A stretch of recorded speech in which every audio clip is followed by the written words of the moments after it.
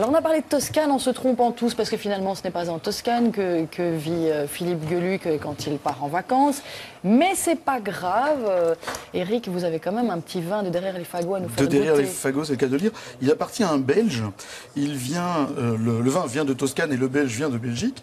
Et c'est un type qui s'appelle Olivier Paul Morandini. On a retrouvé Morandini, on sait où il est. Il est en Toscane. Il s'est planqué avec Jean-Luc Delarue. Ils font un truc avec des bateaux, etc. Ils ont un sacré boulot.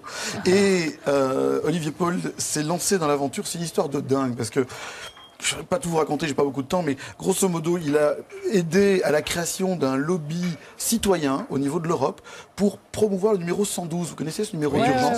Et au cours d'une réunion pour lancer le numéro 112, il y a plein de pays où ça marche pas, notamment la France, enfin, il y a plein de trucs. Il se retrouve en Italie et il va visiter, il va bouffer, et en bouffant, il goûte un vin et il dit waouh! Et puis il va voir les gens qui font le vin et il dit je voudrais en acheter. Les mecs lui disent ah mais on n'en vend pas. Oh, allez, vendez-moi un petit peu. Et ça dure pendant des années. Et il s'est même déguisé, il s'est fait passer pour son frère pour pouvoir en acheter. Enfin, c'est une histoire de dingue.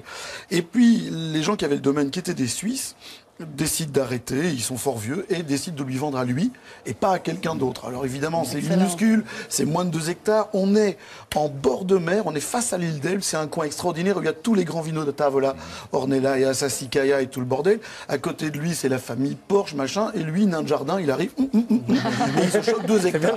Et je fais super bien le nain de jardin, c'est déjà un gros nain de jardin. Voilà. Et il se chope le truc, il fait un pinard assez extraordinaire, et alors, ce qui est encore plus extraordinaire, c'est que n'y connaissant pas grand-chose en vin au départ, il se lance vraiment avec la foi du charbonnier et il fait quelque chose. Il a le bordé de nouilles et il fait des vins assez extraordinaires. L'étiquette est géniale en plus. Hein. Oui, ça fait un peu le cafard au départ. Il promet qu'il va la changer un jour peut-être. Moi, ça me fait un peu penser au camp de concentration, machin. Oh, bah, non, ça fait penser aux vieux porte-clés de pompe à essence des grands-pères. Putain, toi, t'as vécu des trucs bizarres dans ton enfance.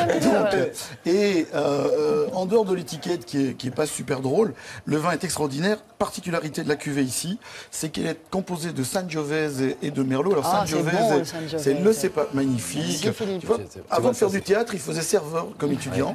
Et il en reste des trucs. Hein. Et comment dirais-je, il fait une cuvée avec du Sangiovese alors que normalement, on n'utilise pas de Sangiovese dans le coin parce qu'il a des problèmes de maturité, il a des problèmes face à l'humidité. Là, il est en fait sur une hauteur, il a énormément de vent en fin de journée et ça lui permet d'avoir des Sangiovese. Et ça, c'est son idée à lui, c'était pas dans le vin. Non, c'était déjà planté, mais lui est parvenu à le magnifier. Alors, la vendange vient de se terminer, là, il y a quelques jours, et il m'en a parlé, et il a sorti un truc fabuleux. Il a pété 30% de ses raisins, il a mis par terre, donc ça fait pas beaucoup, mais c'est assez extraordinaire. Je vous propose de le goûter, et après on va faire un truc, c'est qu'on va se faire un chocolat avec. Ça va faire plaisir à Jean, parce que Jean fait beaucoup de dégustations vin et chocolat. Moi aussi, on n'a pas les mêmes goûts toujours. Jean, c'est donc Jean Galère. Jean Galère. Il faut faire le cul de poule aussi avec on n'est pas obligé, parce qu'avec le chocolat, faire le cul de poule, tu vas pas aimer. Hein.